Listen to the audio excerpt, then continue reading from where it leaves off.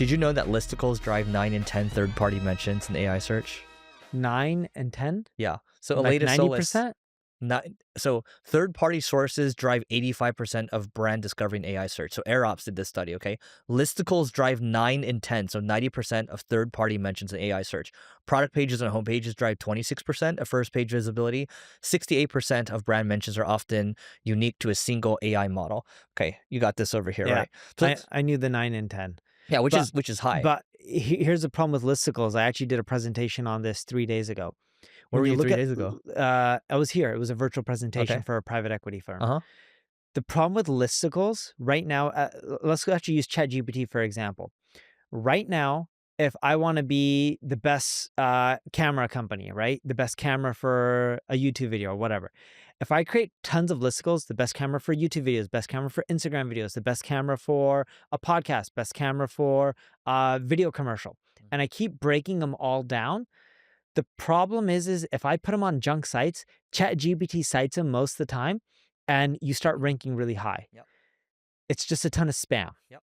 And that's how Google was, Mm-hmm. right? And I'm giving a hypothetical. I'm not saying I'm actually creating that type of content, but if you look at it, it's just a bunch of spam.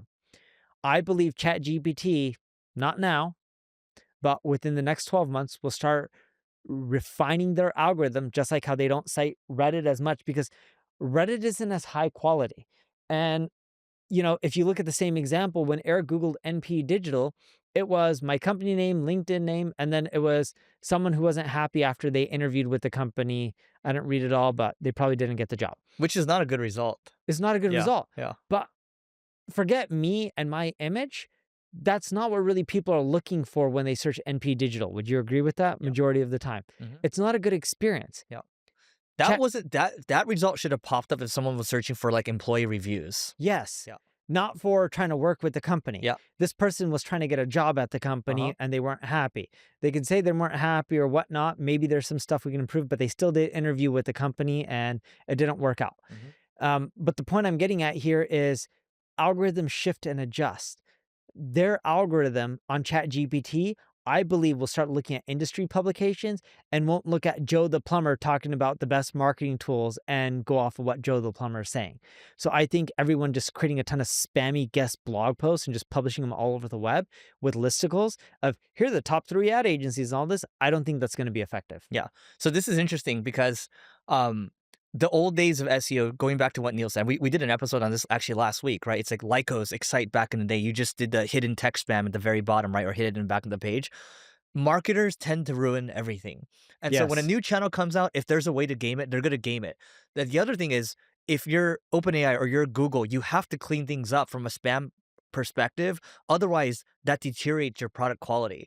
And so they are incentivized to fight against spammers, right? And so I'm saying, like, those of you that are doing this right now, it might be working right now, but for sure, long term, it's not going to work out that way. Neil and I have been playing. We've been playing this game for quite a while, and we've seen the different movies here.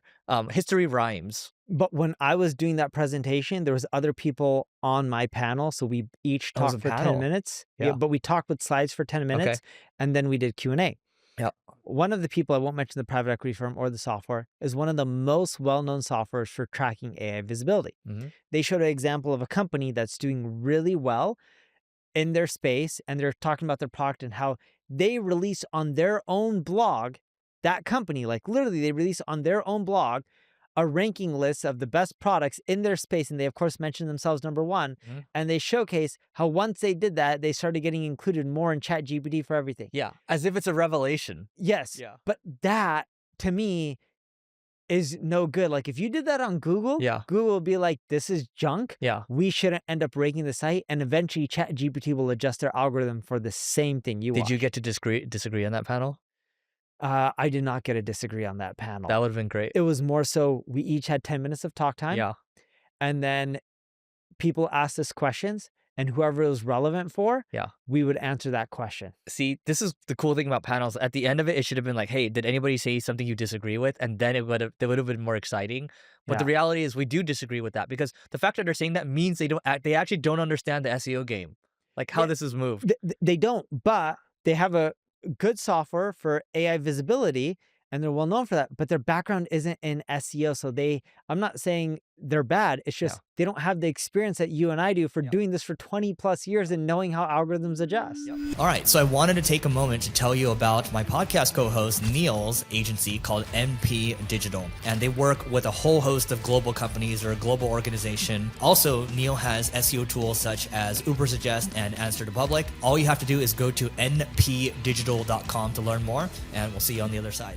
I think our takeaway for this one, honestly, guys, is if you focus on doing the black hat things in a white hat way, that always works better. So we're not saying the black hat stuff doesn't work. It works, right? But if you do it in white hat, like back in the day, remember last week I talked about link wheels, which is where you have a bunch of spammy links that point towards these Web 2 properties that then link to your site. How about you just have a bunch of good relationships that you build over time from high quality websites, high quality publications that link to yours? That's a better signal that lasts for the long term. And that's kind of what you're talking about too.